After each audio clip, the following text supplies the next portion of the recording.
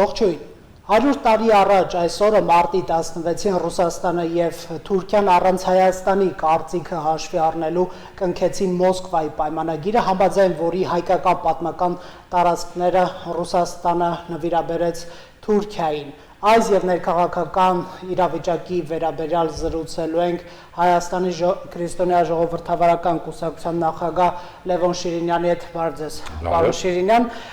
Մոսկվայի պայմանագրի 100-ամյակն է լրանում, դուք նաեւ որպես պատմաբան, ասացեք խնդրեմ, մենք ինչքան տարածք կորցրեցինք դրանք որ հատվածներն է եւ պարոն Շիրինյան, ինչու ոտնահարվեցին Հայաստանի շահերը 100 տարի առաջ։ Ուրեմն մի բան լրացնեմ, շարունակենք երկու պետություններ, երկուսն էլ ապօրինի, ժողովուրդը բիջ է ասում, ուրեմն օրենքի շրջանակների հետ կապ չունեցող չճանաչված պետություններ, այդ լրացումը Հայաստանում փետրվարյան հեղափոխության արդյունքով տապալված էր սովետական իշխանությունը եւ ուրեմն Հայաստանը անկախ պետություն էր, սա խստացնում է վիճակը։ Են որ ասում եք, պիտի նկատի ունենանք, որ Հայաստանում նորից անկախ պետականություն վերականգնվել էր իդեմս հայրենիքի փրկության կոմիտեի, այդ Սիմոն Վրացյանի գլխավորությամբ։ Ինչքան կրճատվեց, ուրեմն տեսեք, զուգահեռ կա երկրաչափական պրոգրեսիա, ով որ գիտի, նվազող։ Ուրեմն այդ դինամիկան կարող է 100 տարվա մեջ տեսնել։ Հայաստանի Հանրապետության տարածքը 61 կամ 71000 քառակուսի կիլոմետր առաջին հանրապետությունը, որի մեջ ընդգրկված էր ուրեմն նաև Կարսի նահանգը, Նախիջևան շարուրը, ընդ որում երկուսն էլ 19 թվականին անգլիացիների ուղղակի օգնությամբ եւ միջամտությամբ, սա բոլոր ապուշների համար եմ ասում, անգլիացիների ուղիղ միջամտությամբ եւ ուրեմն օգնությամբ եւ այսպես Արցախն էլ ինքնավար հանրապետության կարգավիճակի մեզ է։ Խոսքը Լեռնային Ղարաբաղի մասին չէ, այլ Արցախը շատ ավելի լավ, շատ ավելի եւ այլն։ Ուրեմն հետո ուրեմն ավանքում մի բան ասեմ։ Մենք երբ որ խոսում ենք այս պայմանագրերի մասին, ուրեմն ռուսները որպես կանոն շրջանցում են։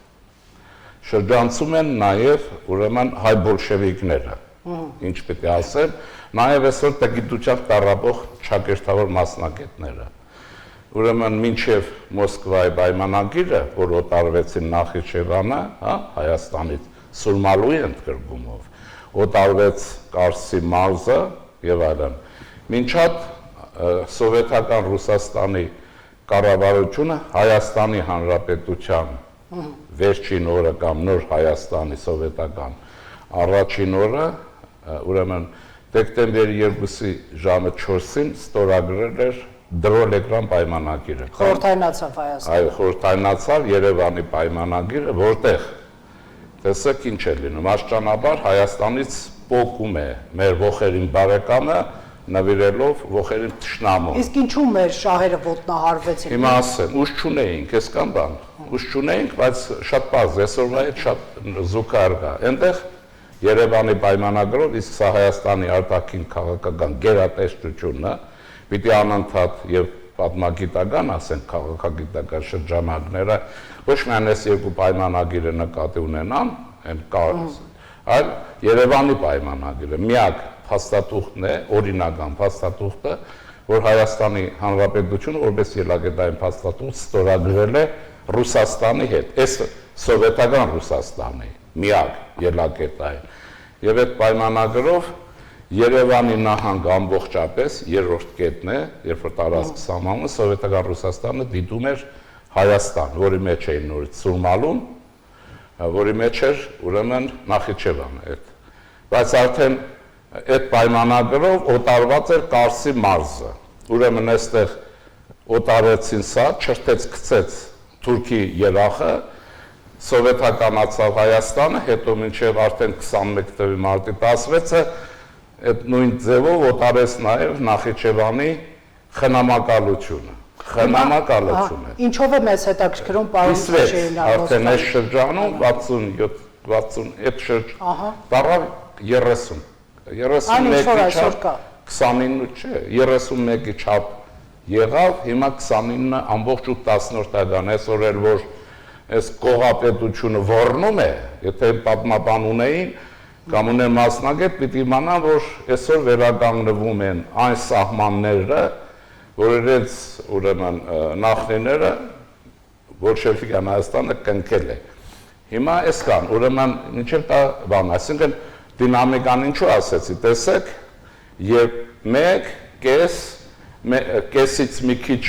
շատ, հետո կես,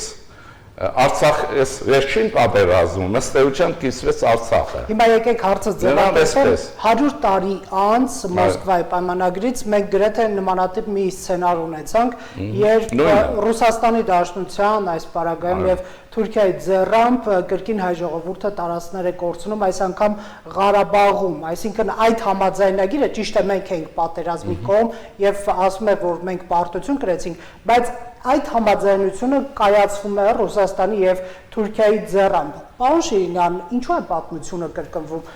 Գիտեք, մենք մեղադրում ենք Ռուսաստանին կամ Թուրքիային, բայց մեր մեղավորությունը ո՞րն է։ Մեր մեղավորությունը այն է, ինչ որ այսօր անում է 17+1 կամ 2-ը։ Ուրեմն Ալեքսանդրապոլի հաշտյան դաշնագիրը, որ գծվում է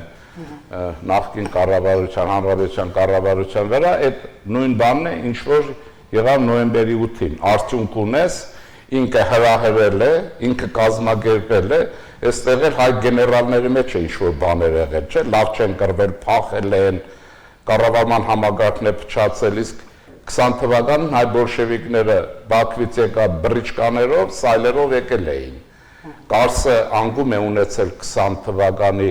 հոկտեմբերի 30-ին չեն կռվել, ռուսական բանակի, ցավական բանակի նախկին գեներալները հանձնել են, հայկական հանրապետության գեներալները հանձնել են, կարծում կռիվ չի եղել, ըստ էության, այսինքն Արցախում են եղել են գեներալներ եւ այսօր շքանդեսով կողոպտել են բանակը, ինչ-որ ոչ թե բացատրում են ինչու է այդպես եղել, այլ ինչ-որ բողոքում են, թե ով ինչ է եւ այլն եւ անվստահություն են առաջացնում գործող իշխանության հանդեպ, նույն այսպես Ուզում եմ ասել, սրանք պատմական գրեթե նույն զուգահեռներն են, բայց ինչու է այդպես, որովհետև մենք պիտի հասկանանք գեոստրատեգիական իրականությունը։ Ռուսաստանը, երբ որ ոտի է կանգնում, հերթական անկումից հետո, նայեք, կարծես 180 տարի մեկ շրխկոցով անդունդ է գլորվում, հետո ոտի է կանգնում, վերադառնում է, կարգավորում է եւ այլն, բայց նրա վեճը առաջին հերթին լինում է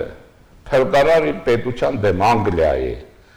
ուրեմն, տեսեք երկրորդ համաշխարհային պատերազմը, փրկվեցին Անգլիայի օգնությամբ, 40 թվերին չէ, եթե անգլիական, ամերիկյան օգնություն չլներ, սովետը չկար, այդ բոլոր հեքիաթներն իրենց համար է, կամ են տկետ պատմաբանների կամ քաղաքական գործիչների համար է, որոնք իրականությունը կամ խեղաթյուրում են, կամ խաբում են, բայց ինչն է հարցը, այսպես ուրեմն ինքը հակադրվում է ցամաքային տերությունը, հակադրվում է ծովային տերության, ծովերի թագուհու դեմ, ինքը իրեն հաշվում է ցամաքային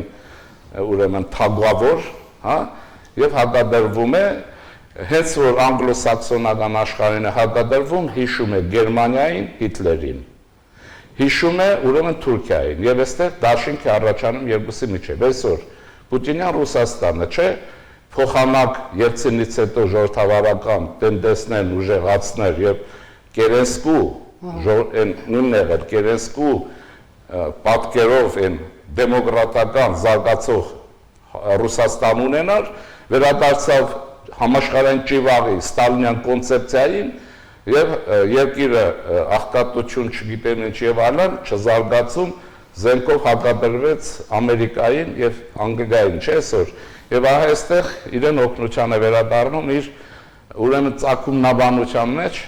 արդեն հրապարակումներ կան են ռուս պատմաբան Ստանիսլավ Տարասովը, որ մի ժամանակ մեր ժողովրդի լավագույն բարեկամներ, մի 2 ամիս, 3 ամիս առաջ, հիմա հակառակ երկն է երկում, եւ ցույց է տալիս, որ Ռուսաստանն ու Թուրքիան նույն ոսկեհորդայի ծնունդն են երկու, ուրեմն ելևէջներով եւ Գասպրիսկին, որ պանթյուրքիզմի գաղափարի ծնողն է կամ գաղափարախոսն է, ուրեմն հիմա իրենց ժամանակին հատորներով այստեղ Հայաստանում էլ հատորներով քննադատություն կա։ Հիմա բարձում է, որ նա պանթյուրքիզմը գլխավոր շտաբ եւ այլն վերցրել են, դարձրել են։ Այսինքն ցակումնաբանության մեջ այս ժողովուրդների մեջ արմատական բան կա, բայց այստեղ ցակումնաբանությունը հարցը չէ, գեոստրատեգիա։ Մենք մնալ այս երկու քարի արանքով ռուս-թուրքական, այսինքն մենք ունակ ենք որպես պետություն սպասարկել մեր պետական շահերը, որպես անկախ եւ ինքնիշխան պետություն, ինչպես է հնարավոր ճեղքել այդ ռուս-թուրքական դարավոր դաշինքի ճակատը։ Բնական է, որ ուժերը անհավասար են, խիստ են անհավասար, երկրորդ հայությունը պատրանք ունի պետական շահի ընկալման իմաստով Ռուսաստանի տեսակետի հանդեպ, բայց մեր ողբերգությունը 5-րդ չարասյունն է եւ մաֆիան է։ Եթե Հայաստանը չոչնչացնի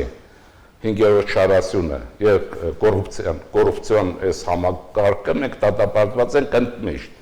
Բայց այստեղից է նաեւ նոր իշխանության հանդեպ, որը ժողովրդական քվեով է առաջացել եւ նրա ղեկավարի հանդեպ կատաղի լուտանկը բերանների ներսից դրսից Բաքու, Մոսկվա կոորդինացված եւ ուրեմն Երևան գրող է գնում։ Չէ, արտաքինից որակի։ Չափազանցված չէ արտաքին հետ տեսնելը հակաիշխանական։ Ասեցի, ես ներքինն ասեցի, ասի ուրեմն 5-րդ չարասյունը ներքին է եւ ասեցի նաեւ կոռուպցիոներ, երկուսն էլ ներքին են։ Ուրեմն բայց նրանք համաշխարհային միջազգային համագործակցություն ունեն Բաքու, Մոսկվա, ուրեմն Երևան են հատվածը եւ Անկարա ինչ-որտեղ։ Հիմա սա ներքինի մասին է, որը միջազգային կապերի մեջ է։ Դրա համար հայ ժողովուրդը ինչ կնով է լինի այս պարագայում, պետք է պաշտպանի իր քվեն եւ պետք է պաշտպանի ժողովրդաիշխանությունը։ Եվ ես կարող եմ, չեմ ասել նման բաներ երբեք, բայց իմ դիրքորոշումը շատ հայտնի է, ասեմ բազմահազար այն համագիրները, որոնք ինձ հետ այդպես ստացվել է, գիտեք որ կա համագիրներով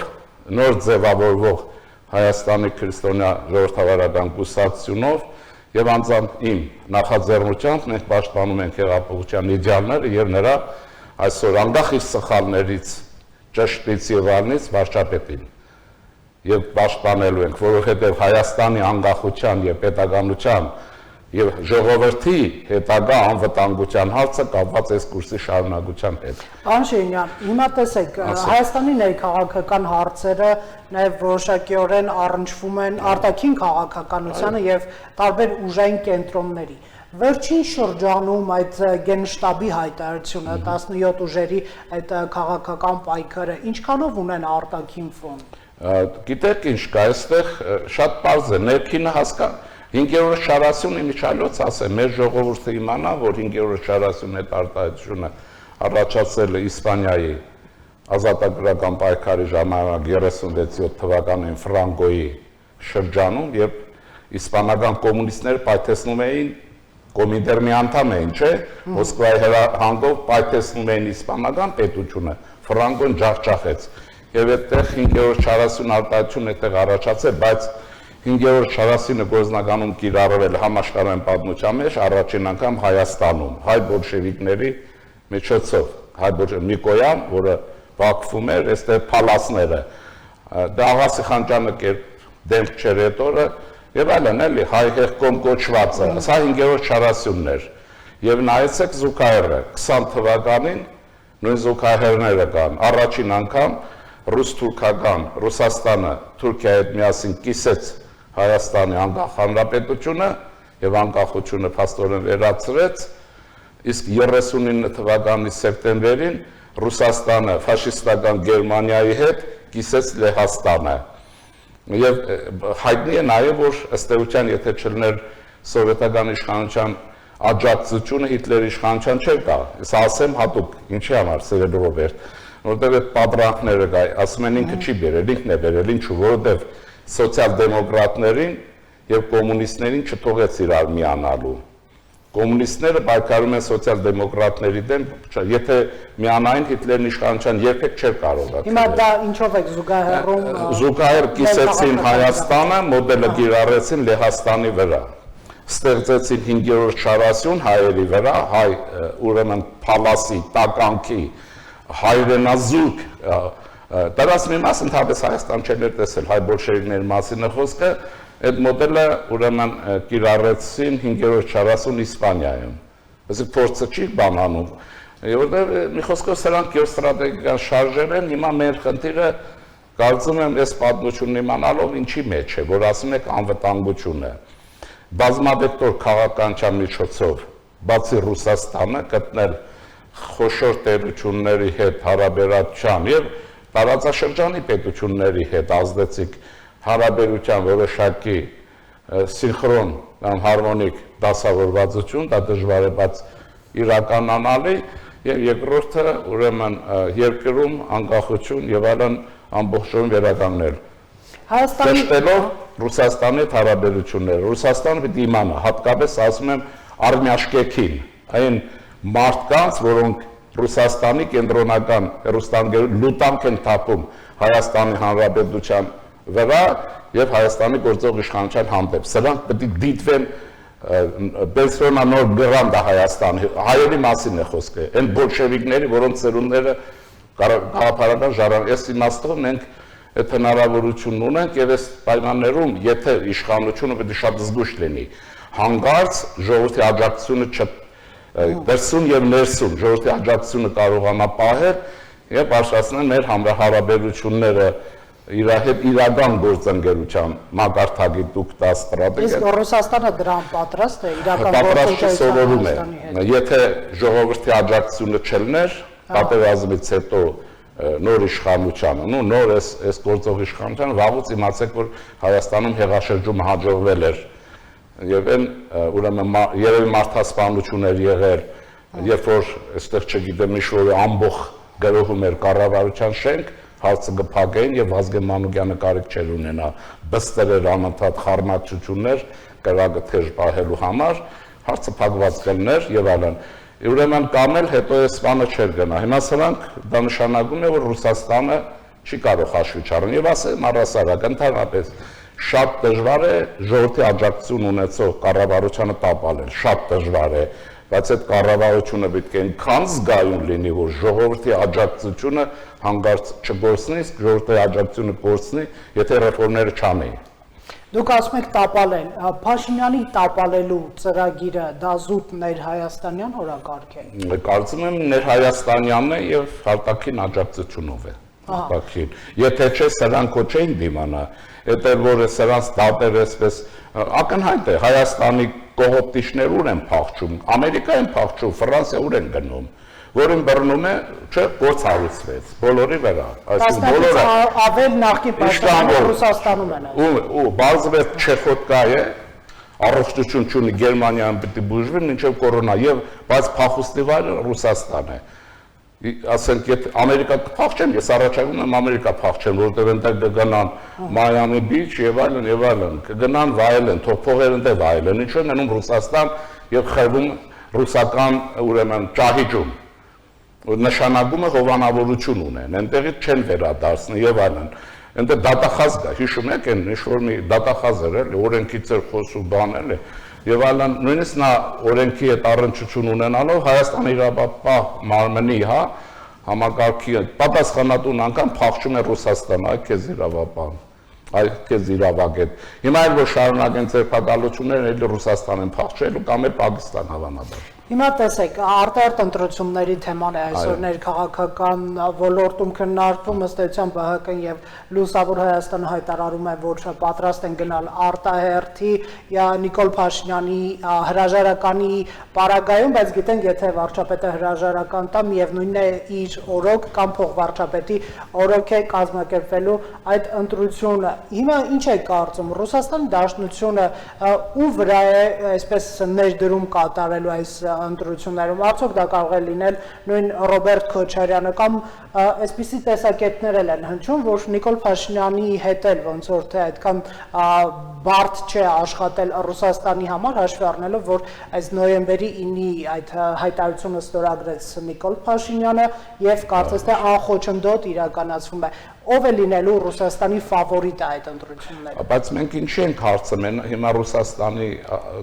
տանը Ռուսաստան, դրսում ներսում Ռուսաստան։ Մենք մեր հարցը պիտի լուծենք երկրի ներսում, իր ֆավորիտը ուզում է լինի, բայց Փաշինյան երբեք չի լինի, որտեղ մենք տեսնում ենք ուրեմն Կրեմլի կողմից ջերմ հարաբերություն Փաշինյանի հետ, բայց իր լրատվամիջոցներով քայքայիչ աշխատանք ուրեմն այս պարագայում։ Եթե Ռուսաստանը իրական անկեղծ դաշնակից է, գործընկեր ասենք դաշնակից է, մեծ բանը չօգտագործենք, ես ձեզ մոտ շատ էլ ասել եմ Էրիկելի։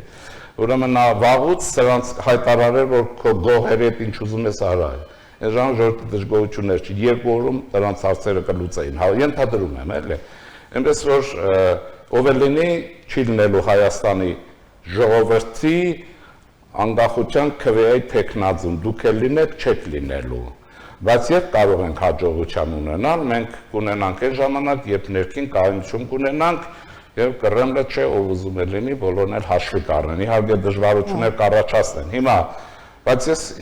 ձեզ մոտ էլ չեմ անի, ինչու, այսինքն Հայաստանում պիտի լիներ որևէ մեկը, որի բանակի գեներալները տանուլ էին տվել մարտը եւ նա չպետք է ստորագրեր համաձայնությունը, հա։ Այս ծևի մենք տեսանք գլխավոր շտաբի պատկեր, չէ, այս կարգի գլխավոր շտաբ ունեցող եւ շաբեր բոլորը չեն,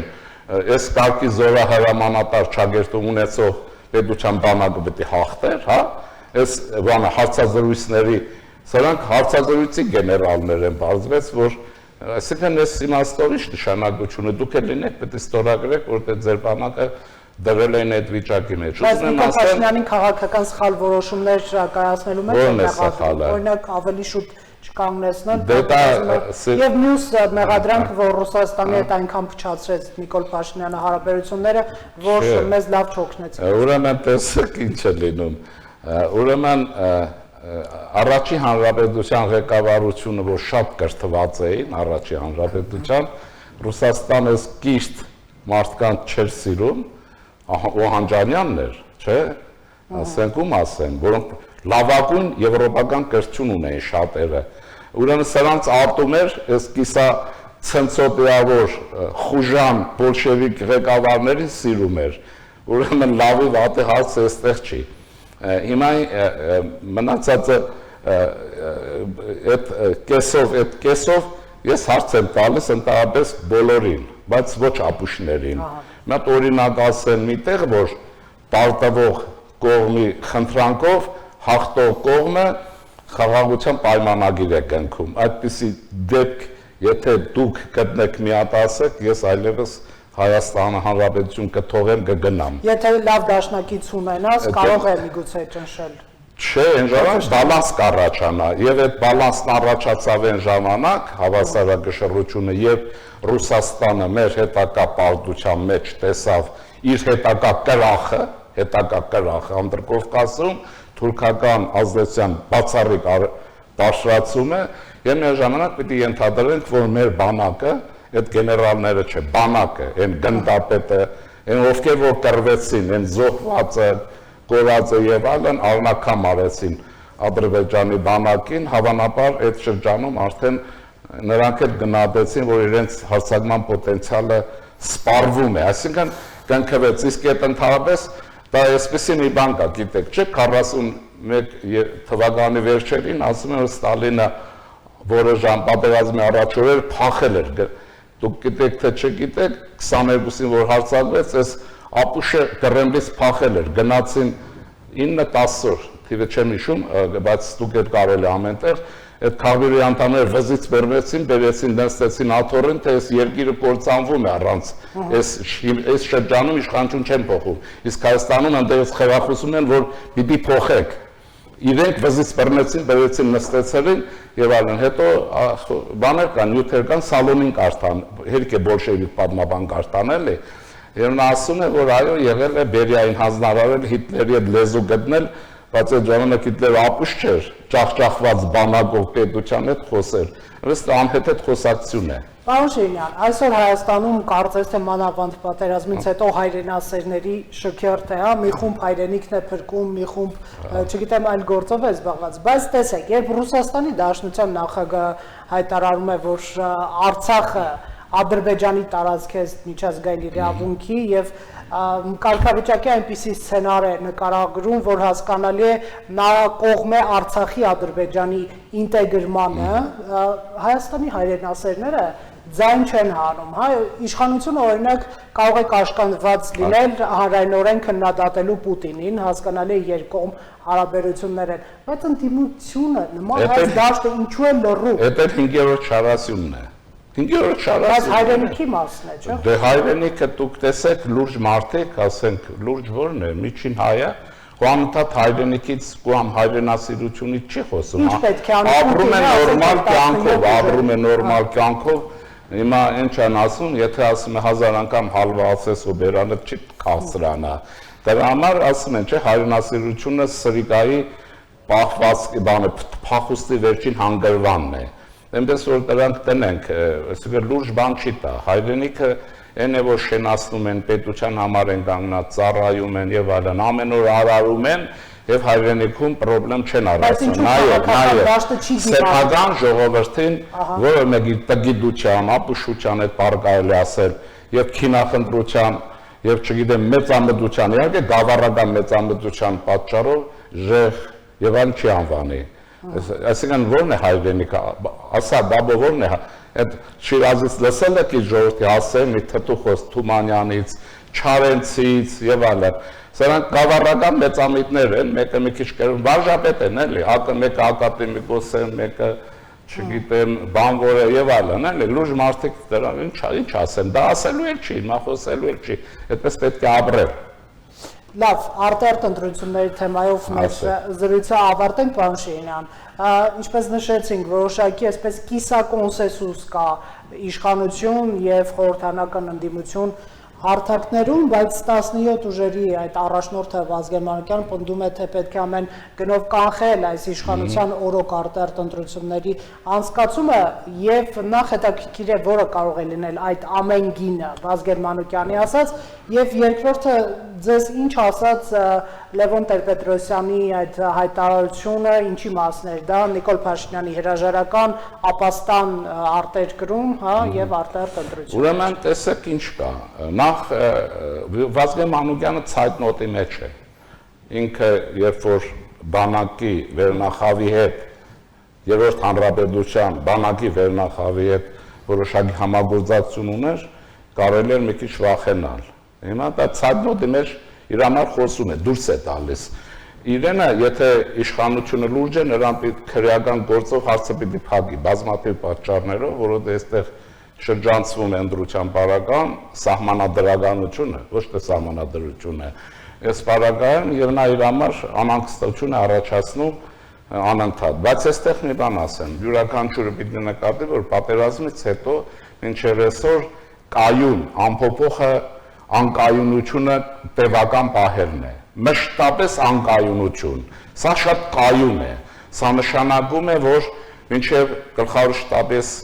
պուտչը, երրորդ հանրապետության գեներալները, կարելի էր հեղաշրջման հույս ունենալ։ Ազգային անվտանգություն ամառը կարելի էր, բայց տեսնում եք ազգային անվտանգություն ինչքանից է կայունացել, աշխատում է եւ այլն։ Երևի մնացել են վերջին հույսը, ապաստարանը, դատարաններն են եւ վտանգավոր արտաքին միջամտության հույս ունեն, հավանաբար էլի, բայց կա նաեւ իհարկե տգիտության վրա կառուցված մի ուրեմն մտածողություն, որն է ինչքան վատ այնքան լավ, ինչքան ցույց կանեն, տաքսովարորդներ այնքան քիչ կաշխատեն, վատ կաշխատեն եւ վարչապետի դեմ դուրս կգան։ Բայց պարզվեց, որ մեր ժողովուրդը չափազանց իմաստուն է եւ ընդհանրապես շատ լավ է հասկանում։ Սրանք իրենց բանկերի փողերի տոկոսները հավաքած ընդ ցույց կերուխում են անում, մի քիչ ճաղաշարի դիմացի շոր բաներ անում, աշխատող ժողովուրդը տարապում է։ Բայց ես ասեմ, որ Ռոբերտ ջան, ես շրջաններ դու գիտես, որ աշխատանքի տեսիլ կապեր ունեմ, նաև սփյուռքի հայրենագիցներին եմ մեզ ուզում ասեմ, Իսպանիա, Մոսկվա,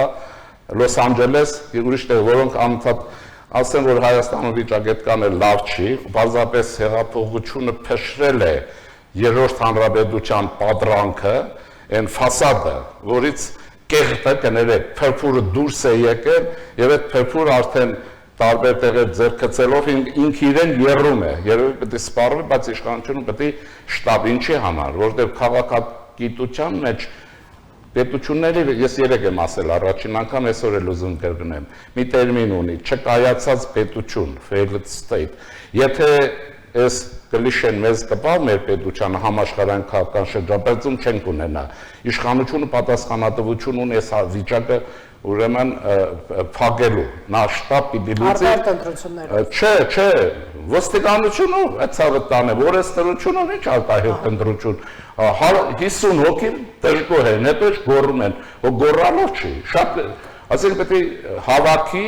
տապ է, հատուկ եթե իրենց համար կայֆ է, ցույցը գոռալ, ճճալ, հայոց լեզուն այլանդակելը եւ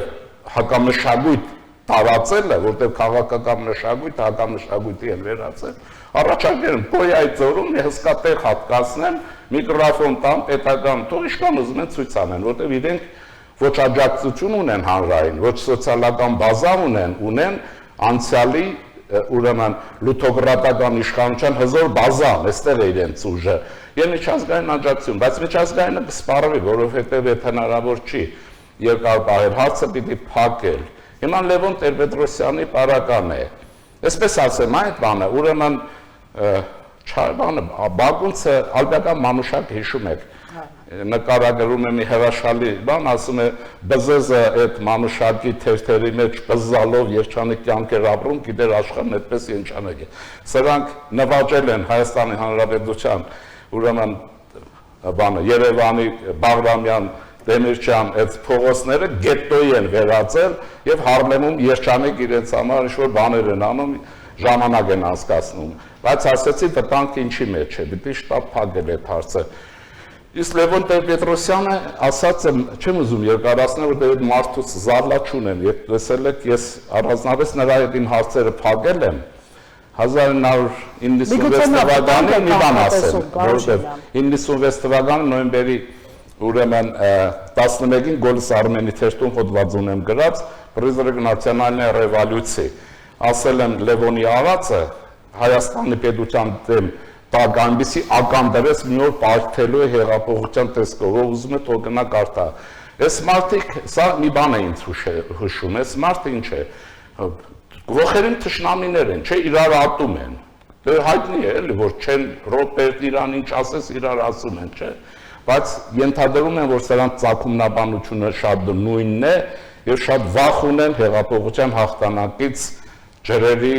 զուլալացումից, մաքրումից։